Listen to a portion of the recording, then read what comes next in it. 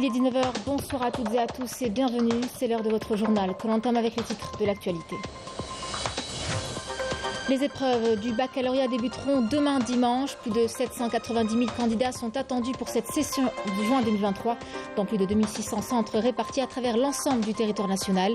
Toutes les mesures ont été prises pour garantir le bon déroulement de ces épreuves.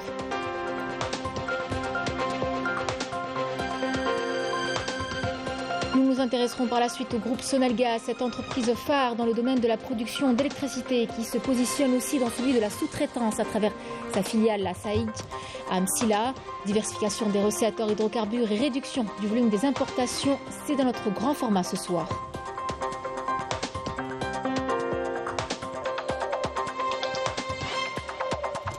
Le pillage des ressources naturelles du Sahara occidental occupé prend de plus en plus d'ampleur. L'occupant marocain a intensifié sa collaboration avec des entreprises sionistes en violation du droit international. Au même moment, la RAST célèbre la journée nationale des Chouhada sahraouis et de son armée.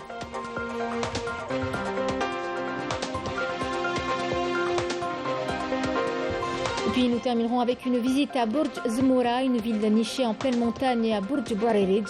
L'architecture est atypique, vous verrez que le spectacle vaut le déplacement. Un reportage est à suivre. Mesdames, Messieurs, bienvenue à vous. On entame notre journal avec l'épreuve du baccalauréat qui attend les candidats demain.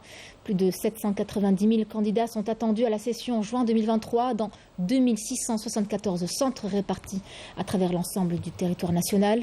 Le nombre global exact d'élèves s'élève à 790 515 candidats, dont 269 539 libres, et ce dans les 6 filières, à savoir sciences de la nature et de la vie, mathématiques, mathématiques techniques, gestion et économie, langue étrangère et philosophie.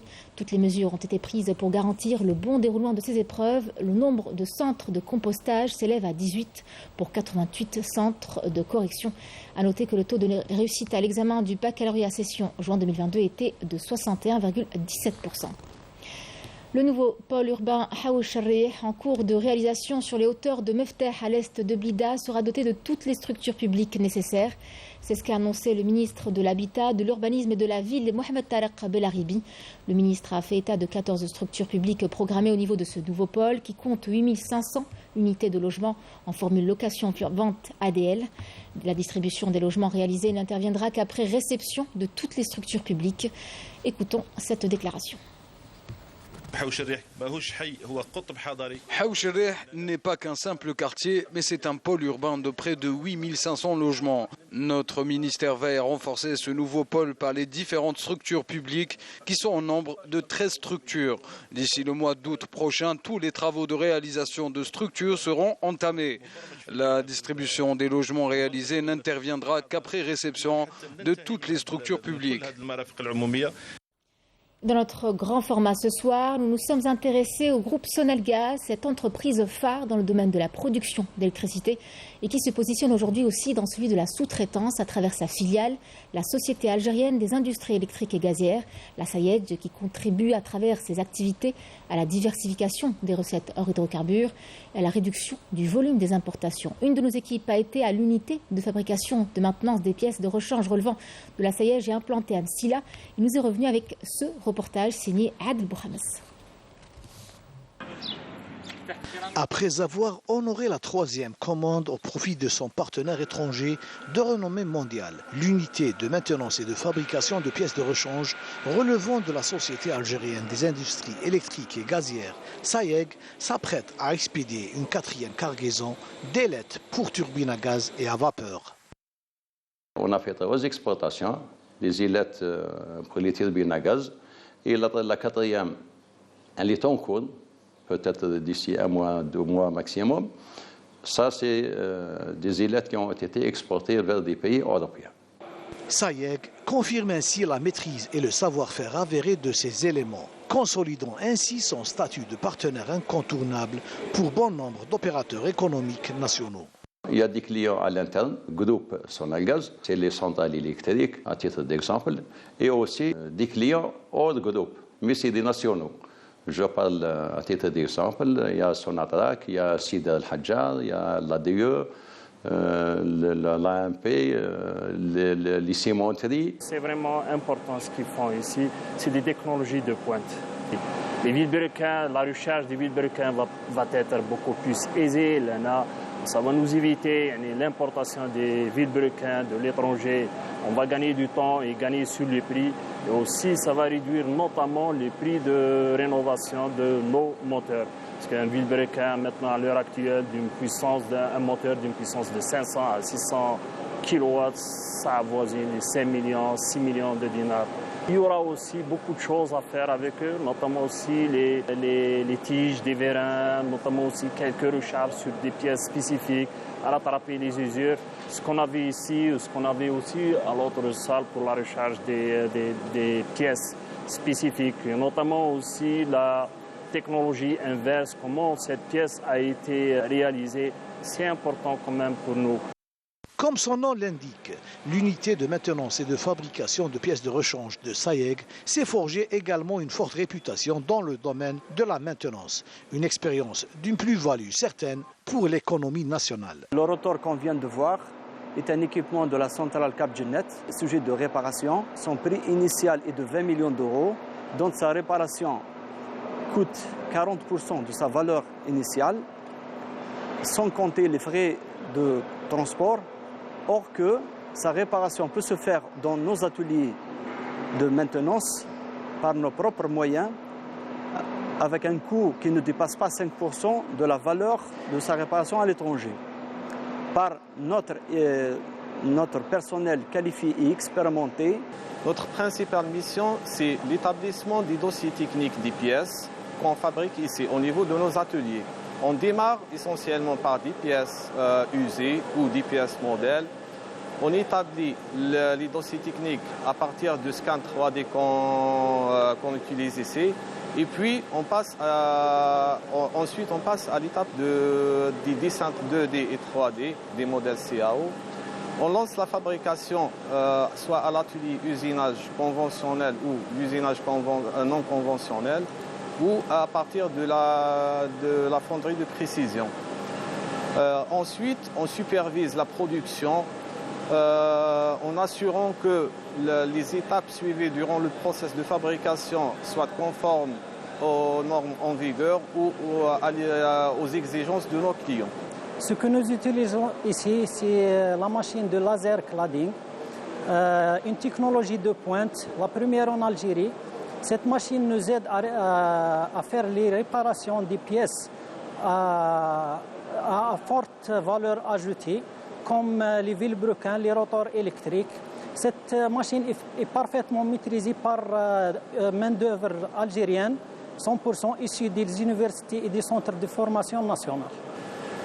En tant que jeune Algérien issu de l'université algérienne, l'unité de maintenance et de fabrication de pièces de rechange nous a permis d'exploiter nos connaissances théoriques acquises durant notre cursus universitaire et puis de les mettre en place dans le domaine de l'industrie. À travers la diversification de son champ d'action, le groupe Sonelgaz confirme par le biais de ses différentes filiales, à leur tête SAEG, sa contribution à l'intégration industrielle nationale, à la réduction des importations et à diversifier les exportations hors hydrocarbures. Il y a certains articles ou bien certaines pièces qui ont commencé, on était à 10%. Il y a quelques modèles où on est à 65%. Par rapport au taux d'intégration. Il y a des alternateurs, des rotors alternateurs, qui étaient la réparation qui se faisait à l'étranger. Et c'était des Polonais qui font le travail. Des fois, c'est l'étranger qui fait la réparation sur site. Aujourd'hui, cette maintenance ou bien cette technologie, elle est faite dans nos ateliers et avec le capital humain national. C'est-à-dire que c'est des Algériens à 100%. On maîtrise le contrôle qualité, on a des experts, d'ailleurs on est conventionné, on a des gens qui sont qualifiés de niveau 2, on a une convention et la formation ça fait pour le niveau 3. Le niveau 3, il est l'unique en Algérie, on a une convention avec 7 experts. Cette unité de maintenance et de fabrication de pièces de rechange ne compte pas s'arrêter en si bon chemin et a mis en place un plan d'action en matière de recherche et de communication à même de consolider sa position sur le marché national. Rim Bouarouj, directrice des activités industrie et services à la Sonelgaz, était l'invitée de notre édition du midi, durant laquelle elle a annoncé la prochaine installation des bornes de recharge pour les voitures hybrides, ainsi que le lancement de la production de ces bornes durant tous les prochains mois. On l'écoute. Réponse à l'instruction de M. le Président de la République. Donc Sonelgaz a lancé l'opération d'installation de bornes de recharge. Quand on dit installation de bornes de recharge, donc il y a l'équipement qu'il faudra acquérir plus l'installation qu'il faudra prévoir. Donc l'acquisition des bornes de recharge a été confiée à notre filiale SAEG qui a lancé l'appel d'offres pour cette acquisition et en même temps elle a profité pour instaurer une production localement. Voilà. Oui. Donc tout projet est accompagné par une composante nationale. Véritable modèle de réussite, on vous parle d'une entreprise de fabrication de gaines électriques située du côté de Tizi Ouzou. Elle propose un produit de qualité et qui est d'ailleurs très prisé, que ce soit ici en Algérie ou au-delà des frontières. Déterminé, Hakim a relevé le défi et a lancé sa propre entreprise dans son pays d'origine. Après avoir passé quelques années à l'étranger, il a décidé de regagner l'Algérie pour concrétiser son rêve. Dans 2010. Notre entreprise a vu le jour en 2010. Elle a été créée dans le cadre du dispositif CNAC et développée par l'ANDI. Nous produisons plusieurs modèles de gaines électriques. Aujourd'hui, on travaille 24 heures sur 24 et 7 jours sur 7. Nous comptons plus de 50 employés. Dernièrement, nous avons fait face à quelques obstacles que nous avons rapidement surmontés grâce aux décisions du président de la République. Des équipements modernes, un processus de fabrication efficace, mais surtout une main-d'œuvre nationale et qualifiée. Résultat, des gaines électriques de haute qualité répondant aux normes internationales.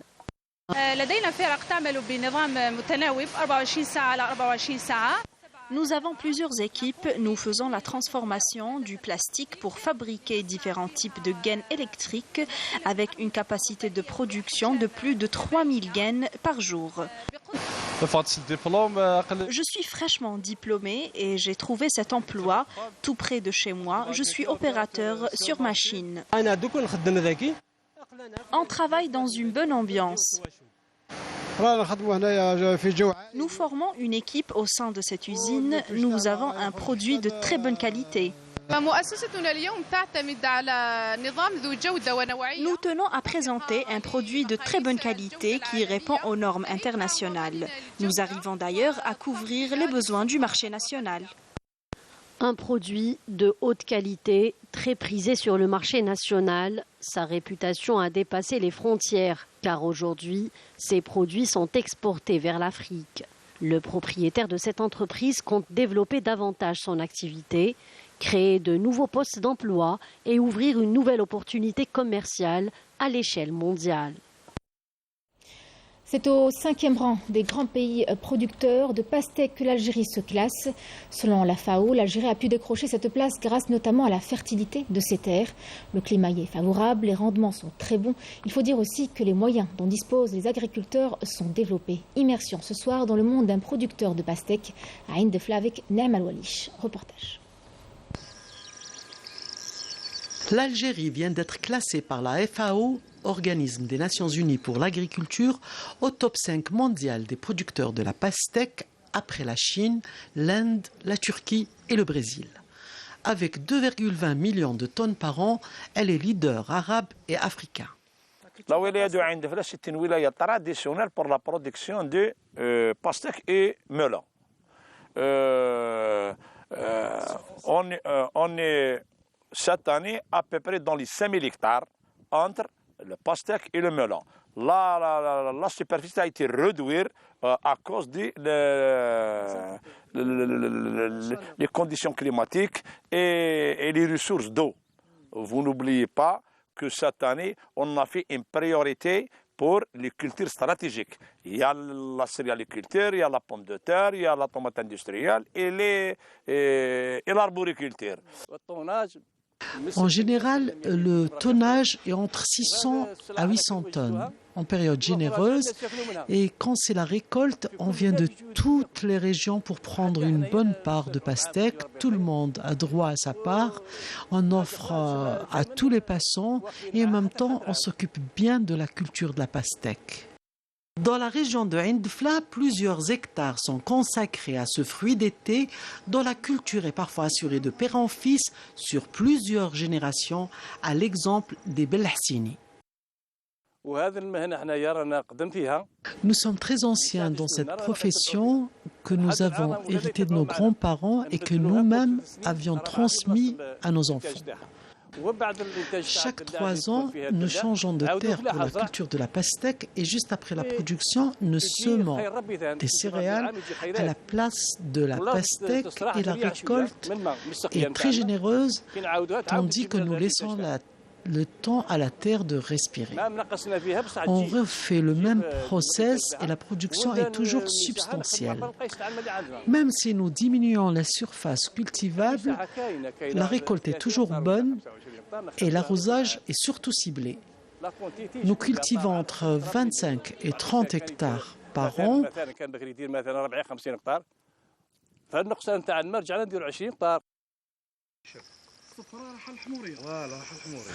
Pour bien mûrir, la pastèque a besoin de beaucoup de soleil et de grosses quantités d'eau et comme l'eau se fait rare, les agriculteurs sont contraints de changer leur stratégie tout en maintenant une production généreuse.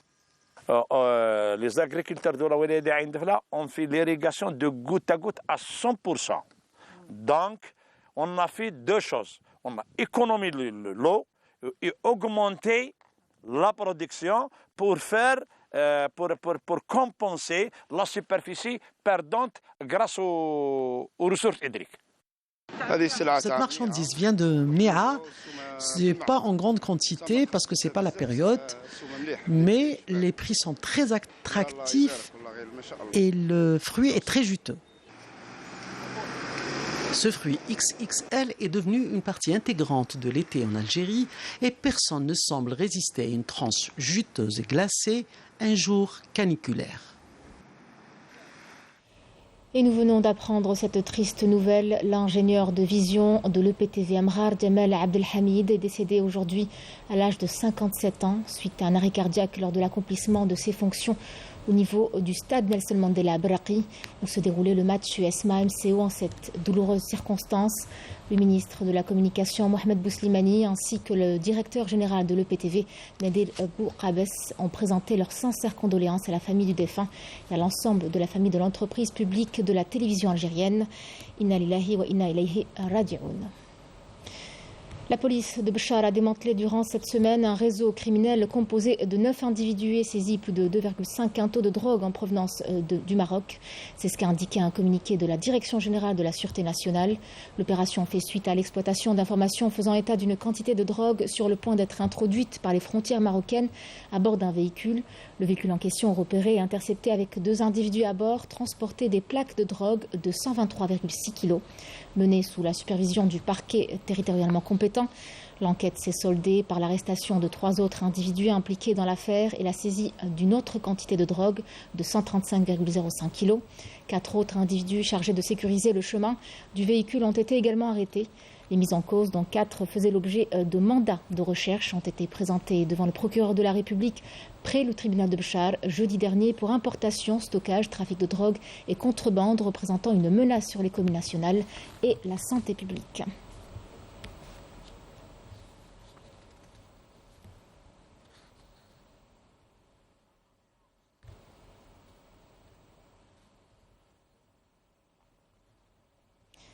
Le pillage des ressources naturelles du Sahara occidental occupé prend de plus en plus d'ampleur. L'occupant marocain a même intensifié sa collaboration avec des entreprises sionistes, notamment à travers la conclusion de nombreux accords entre des compagnies sionistes et marocaines dans le domaine des hydrocarbures, en violation du droit international. Raouf Hamouche.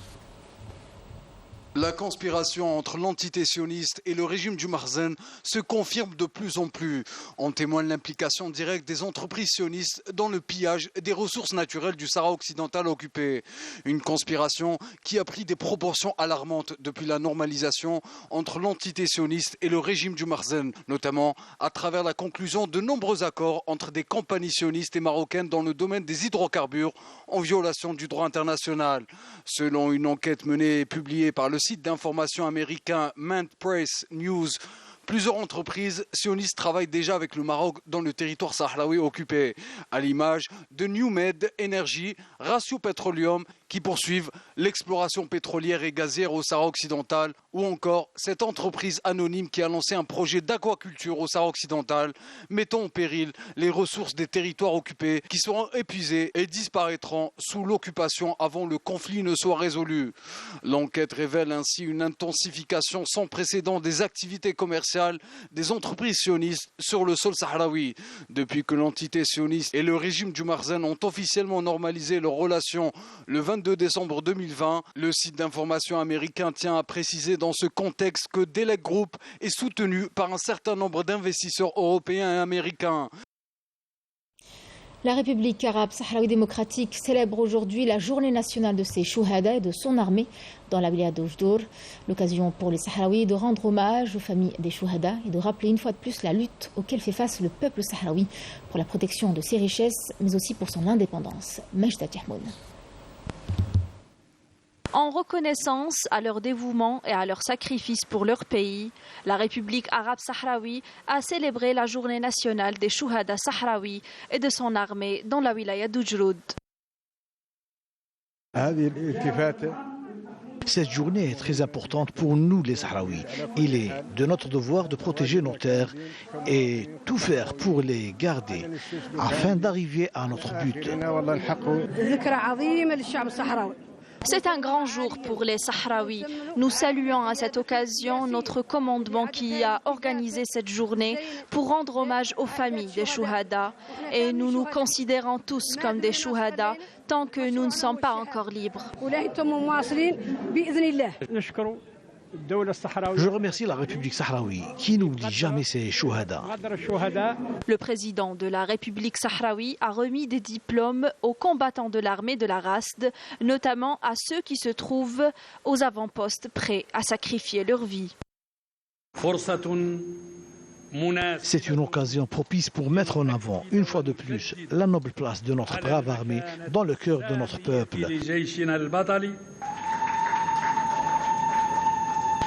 Elle est la force de notre révolution et notre protectrice aussi. Notre armée garantit la continuité de notre lutte jusqu'à ce que l'on arrache notre liberté et notre indépendance. Le président de la RASD n'a pas manqué de féliciter l'Algérie pour son élection en qualité de membre non permanent au sein du Conseil de sécurité de l'ONU. Je félicite l'Algérie pour son élection méritée en tant que membre non permanent au Conseil de sécurité de l'ONU. Si les Sahraouis, au niveau des camps de réfugiés, ont soutenu l'Algérie, les militants qui se trouvent dans les territoires occupés ont investi les rues pour exprimer leur joie et leur total soutien à l'Algérie. La détermination des Sahraouis se traduit toujours par ses sacrifices et sa volonté inébranlable à poursuivre le combat jusqu'à l'autodétermination. Prendre soin de soi, c'est important. C'est même pour cela qu'une journée mondiale est dédiée au bien-être. C'est aussi une excellente occasion d'aspirer à un mode de vie agréable. Notre reporter Yemina Saïdi a parcouru les rues d'Alger pour prendre la température. Alors vous le verrez, les opinions varient. Mais ce qui est sûr, c'est que le bien-être implique autant le physique que le mental pour une vie saine et épanouissante. Reportage. Englobant plusieurs dimensions, notamment la santé physique, mentale et émotionnelle, ainsi que le bien-être social, spirituel et environnemental, l'univers du bien-être est devenu un sujet de plus en plus pertinent dans notre société. Aujourd'hui, nous plongeons dans les pensées et les expériences des citoyens pour comprendre comment ils perçoivent leur propre bien-être. Parlons bien-être, parlons sport. Alors, premièrement le sport, deuxièmement l'écriture. Et puis sourire. J'aime le sport, j'aime mes amis. Voilà, j'aime tout. Le hammam, le kharja, j'aime ça. Ce que j'aime voir, c'est que les Algériens vivent mieux dans des conditions comme ça acceptables. Tout le monde peut circuler, aussi bien le jour que la nuit. Et là, ça n'a pas de prix. Le reste, c'est pas important. Si pour certains, le bien-être est associé au sport et loisirs, d'autres l'associent directement à l'apparence physique.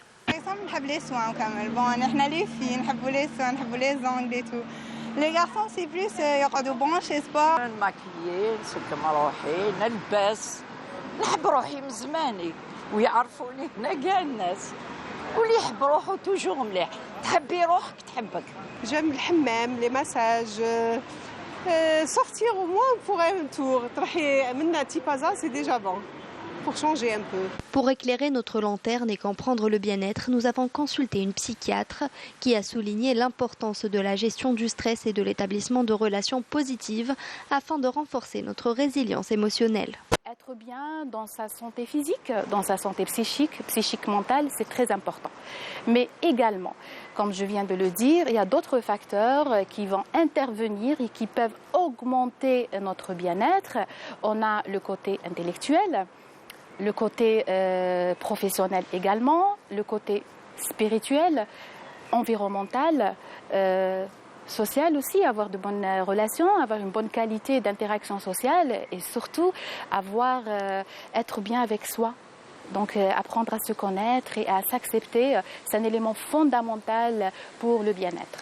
Explorer son propre bien-être et déceler des pratiques qui vous permettent de cultiver une vie équilibrée sont nécessaires pour chaque personne.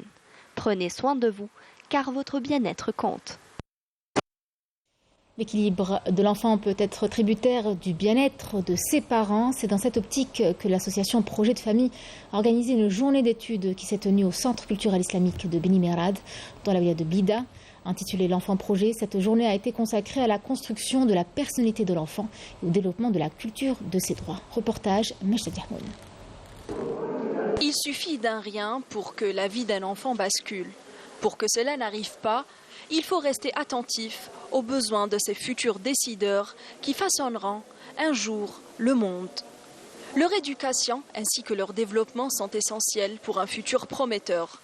Un futur que l'association Le Projet de ma famille tente de construire en sensibilisant et en conviant les parents pour une meilleure assimilation quant à la construction de la personnalité de l'enfant. Donc les parents sont les principaux acteurs dans cette opération. Ce qui incite les gens à venir et donner plus d'importance pour leur enfant, pour ne pas être incorporés dans la drogue, dans les fléaux sociaux, dans les agressions. Je trouve que l'accompagnement psychologique des enfants a toute son importance dans la vie de l'enfant, bien sûr. Je m'adresse aux parents de prendre ça en considération. L'objectif de cette journée d'études, c'est d'aider la société algérienne à devenir exemplaire. Ça commence par l'enfant et son éducation. Nous organisons régulièrement des journées d'études à titre gracieux.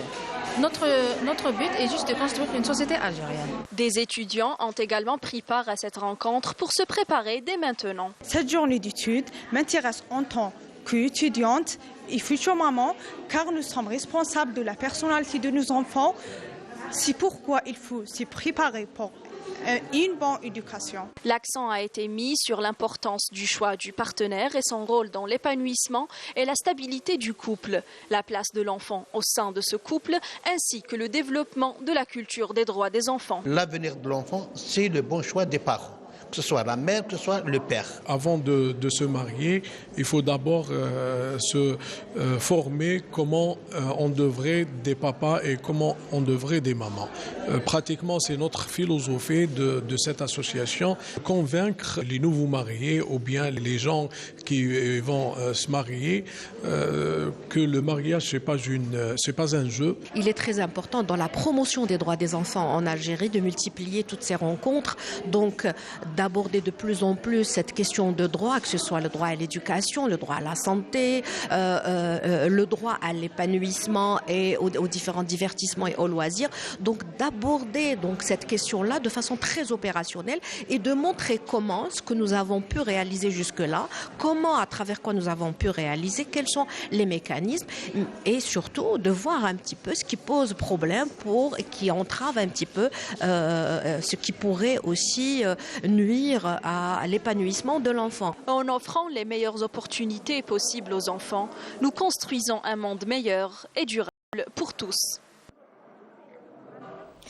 La pièce théâtrale Qahwat El Galmi a été interprétée hier en avant-première sur la scène du Théâtre National devant un large public, mais également en présence de critiques et de grands noms du cinéma algérien. Une représentation qui s'appuie sur le récit historique d'un symbole de la résistance contre le colonialisme et l'obscurantisme. Walid Yousfi. Premier acte, le décor est planté. Le prologue commence avec quelques pas de danse, histoire de donner un avant-goût de la pièce théâtrale. Plus qu'une représentation, Qahwat El Galmi est aussi un lieu riche en histoire que le metteur en scène tient absolument à faire découvrir. C'est une réadaptation d'un roman. L'histoire se déroule durant la période coloniale et la décennie noire. Le personnage principal est Ali El Galmi, un natif de Guelma, conservateur et très attaché à ce qu'il a appris de ses ancêtres, en l'occurrence la lutte pour le pays. J'ai rajouté quelques personnages historiques de la région pour leur rendre hommage. J'ai préféré résumer certains passages en musique plutôt qu'avec un dialogue.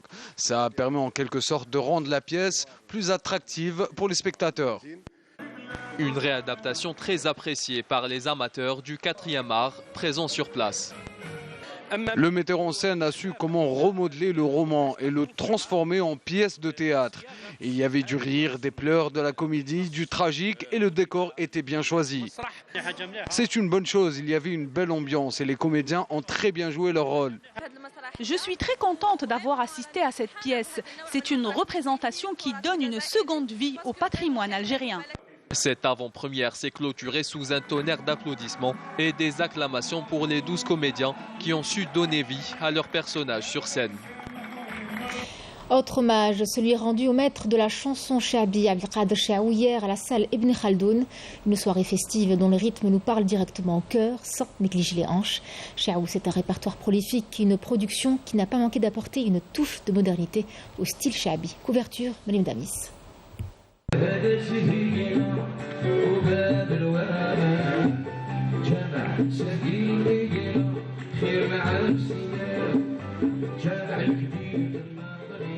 La salle Ibn Khaldoun a vibré hier au rythme de la musique Chaabi, véritable joyeux de la culture populaire. Cet événement a rassemblé des mélomanes passionnés pour célébrer les maîtres de la chanson Chaabi. La musique Chaabi, en fait, c'est notre patrimoine. C'est notre ambiance, nos mariages, nos traditions. Donc des moments comme ça, c'est agréable de les vivre en famille avec les Algériens. Et c'est toujours un plaisir de recevoir ce genre de chanteurs. Chaou, c'est le douanier. C'est quelqu'un, on le représente comme le grand-père, notre père, parce qu'on a grandi avec lui, on a vécu avec lui. C'est toute mon enfance. Quand je l'entends, c'est des souvenirs. Il suffit simplement que je ferme les yeux et je me revois. J'avais, peut-être 4-5 ans et j'ai commencé à danser sur Chaou. Dolbeha ya Shibani ya Dolbeha. C'est vraiment une soirée conviviale. والحاج شاعو الله يطول له في عمره parce que vraiment il est indétrônable.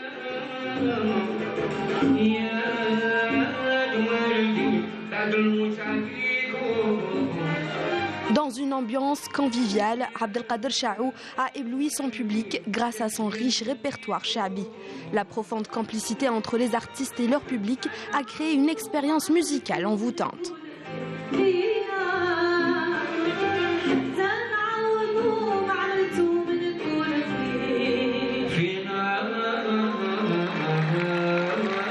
Je suis très content aujourd'hui, avec toutes ces familles qui sont venues, Allah Ibarak, on a rempli la salle comme d'habitude, alhamdoulilah. Il a son public au Mazal, c'est une chaîne, alhamdoulilah. il est parti. Non. Le spectacle d'aujourd'hui reste un spectacle mémorable. J'ai partagé encore une fois la scène avec le grand maître de la chanson Chaabi, Abdelkader Chaou, et ça m'a vraiment touchée, d'autant plus que j'apprends beaucoup de lui en tant que maître. J'ai eu de la chance de partager la scène avec lui, et j'espère que ça se reproduit encore une fois. Rayonnante et captivante, la musique Chaabi a su préserver sa place auprès des générations comme un précieux héritage musical. Et on termine avec cette visite à Borj Zmoura, une ville nichée en pleine montagne à Borj Bouarerij. C'est une traversée des montagnes qui s'offrira à vous si vous comptez vous y rendre. L'architecture y est atypique. Vous verrez que le spectacle vaut le déplacement. Reportage Faril Hamdi. Nous sommes à Borj Zmoura, situé à 30 km nord-est de la wilaya de Borj Bouarerij. L'histoire de cette ville remonte à environ 2000 ans. Zmoura signifie montagne en turc. Sa population est composée des Beni Furqan et des tribus berbères de Adjissa.